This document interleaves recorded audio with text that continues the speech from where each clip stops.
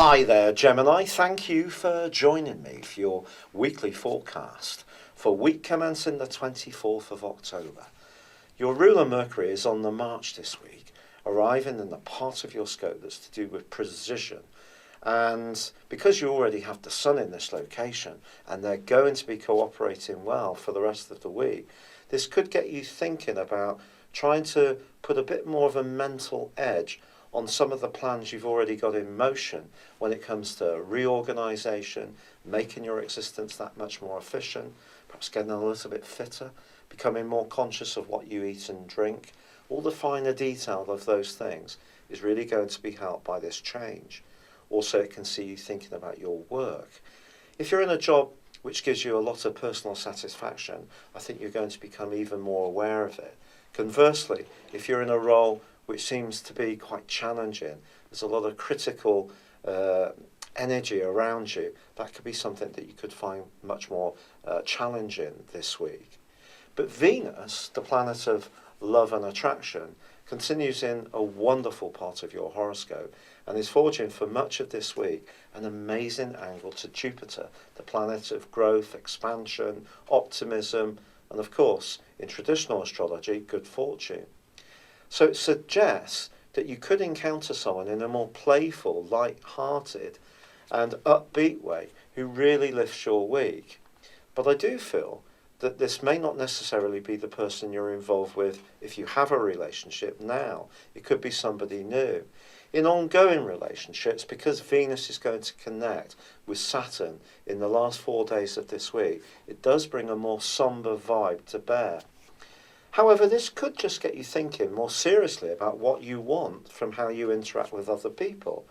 And even if someone has come into your situation, entered your orbit, who you do find to be very alluring and attractive, Saturn's there just anchoring you down, asking you to think about what their true value to you could be.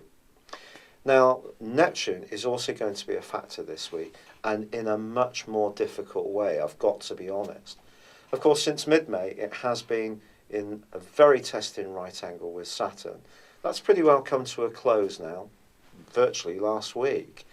But this week, Neptune's angling up to Venus. Now, this can see as being far too idealistic. And this idealism, I feel for you, could be around some kind of work project or someone you encounter through your professional situation. Be aware that the people that you work with can be very scrutinising, not just through the end of this week, but also over the next month, because the new moon, which occurs at the end of this week, is connected to Neptune and also to Mercury. But that Neptune link there is much more positive.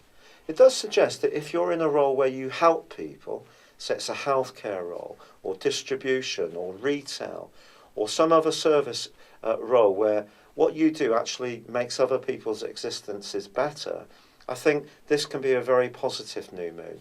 But the right angle between Venus and Neptune suggests you should just be a little bit wary about how you interact with anyone who's quite important in terms of the influence they can have over your life. None of us should live in a fearful state, but unfortunately we live in a world which the balance of power, if you like, is much more towards those who have the money, are in roles where they can influence us. And there may be someone this week who's going to be a bit tricky to deal with. But all you can do is be charming, polite, very much attuned to the detail to make sure that you're not seeing or missing something that they will see. And I feel by the end of this week, there is the potential for some kind of improvement in your situation, but particularly practically. It's been a real pleasure being with you. Thank you for joining me. Good luck and goodbye for now.